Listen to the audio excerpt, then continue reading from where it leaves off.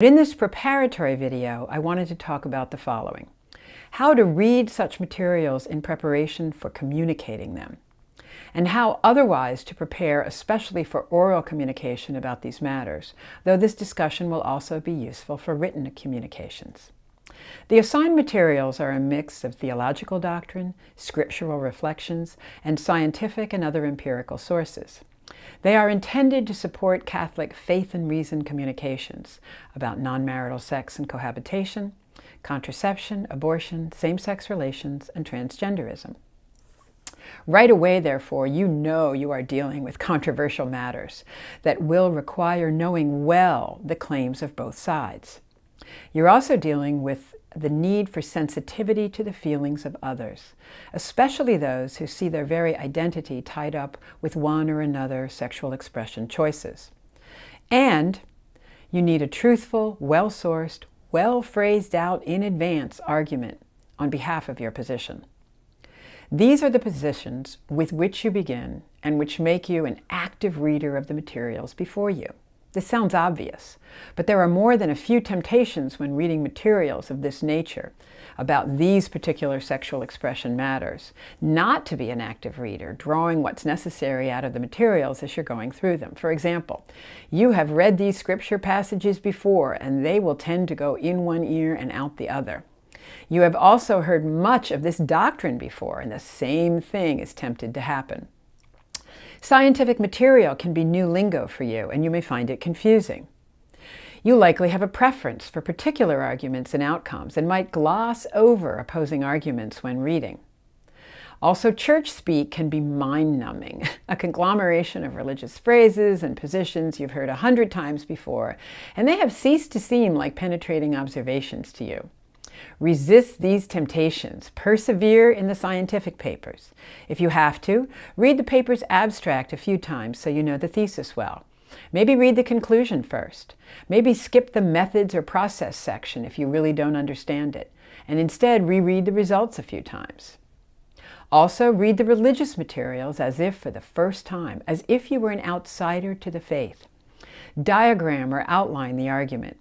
For example, the material on gender ideology is not short and contains numerous scriptural references and observations you've heard before. But then, if you really pay attention, it coalesces into a few points, which are then well supported by the rest of the material in the reading. Number 1, acknowledging God's creative sovereignty. Number 2, how the two-ness or differentness between sexes is a means of each person's coming to know himself or herself. That there's no understanding yourself without distinction from something other. And 3, the loss of relationality that occurs. Relationality being a basic human feature if there are not realized opposite sexes who understand themselves as different from, but also inclined to, one another. Also regarding the religious materials, look at what is argued from faith, look at what is argued from reason, and look at how these two are used together. So how do experiential and empirical facts factor into the reading and support the religious teaching? And what does the religious teaching open up beyond the facts? For example, we know there are higher rates of infidelity and even violence in cohabiting relationships, especially when unrelated men come into households in which the woman has a child from a different man. This points to the good of the natural connection between fathers and children as advanced in the central Christian model for sex, marriage, and parenting, which is faithful, permanent relations between men and women in marriage as the site of procreation and child rearing, as God's love is also permanent, faithful, and fruitful. Then this religious model of God's creative divine for sex, marriage, and parenting helps open up the why sought for empirical investigators as to the outcomes they find in cohabitation.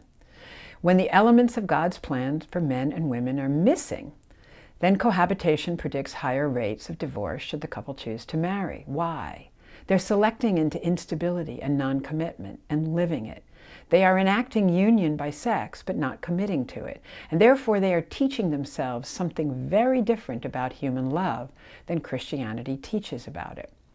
Also, When reading both the religious and scientific materials, imagine the most challenging arguments against your position and try to answer them even if the materials don't take them up.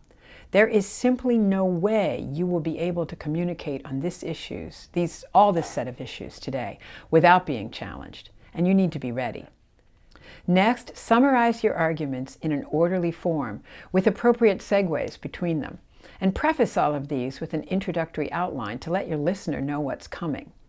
Communication skills, crafting logical, orderly, persuasive material, these skills are not a lesser art than the academic or intellectual skills you're cultivating right now. It is an important part of respecting your listeners and an important part of doing justice to your argument to attain these communication skills. Let me give you a few examples to make my point. First, regarding abortion. The U.S. bishops in the 1990s decided to take a large donation and use it for a major public pro-life media campaign. They were then derided by the leading media with accusations that they were sex-obsessed, they were women-hating, they were spending money that could otherwise go to help the poor.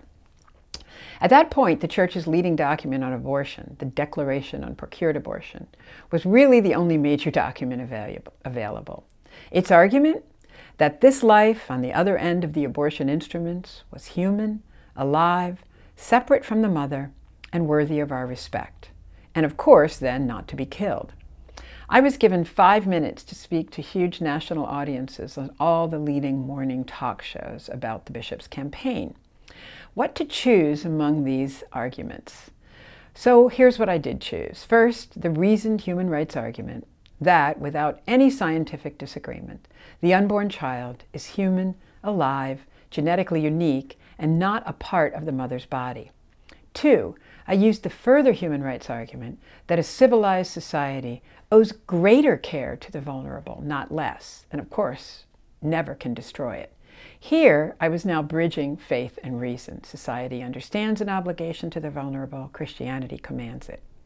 3, the information that Catholic Charities are one of the largest private charitable networks in the U.S. I talked about them.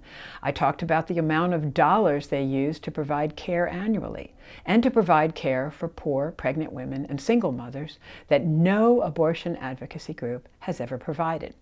Finally, I made the closing argument that answers the objections about care for the poor while refocusing on the human rights obligation to the vulnerable. I said, listen, we, the Church, are spending $3 million on this campaign, a little less than $2 for every human life ended by abortion this year in the U.S. At that point, the rate was 1.67 million abortions annually. And I asked the interviewer in the television audience, is that too much to spend, less than $2 on a vulnerable human life? Here's another example, this time regarding contraception.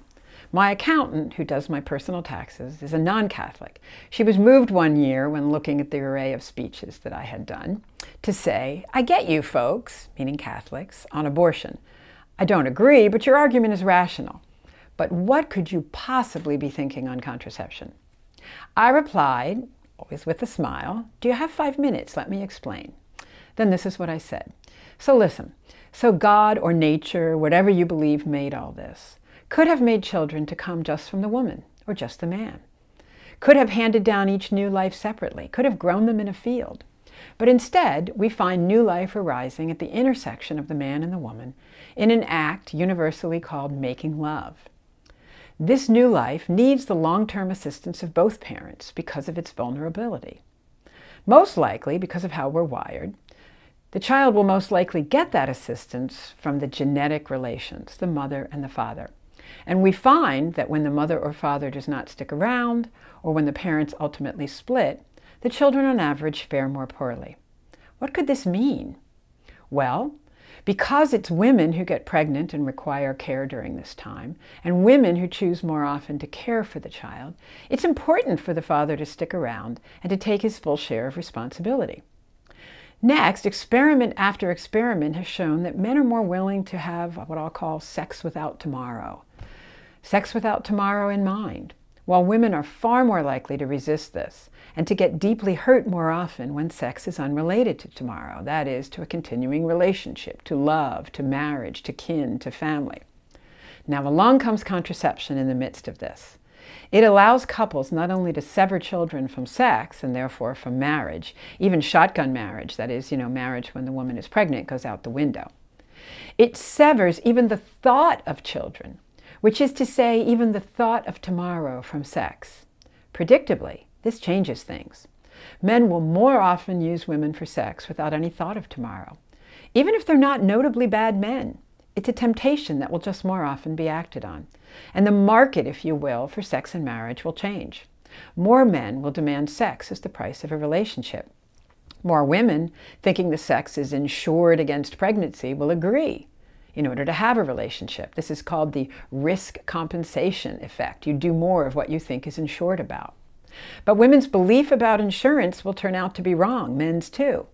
It turns out contraception fails a lot, even when used perfectly, let alone with average use.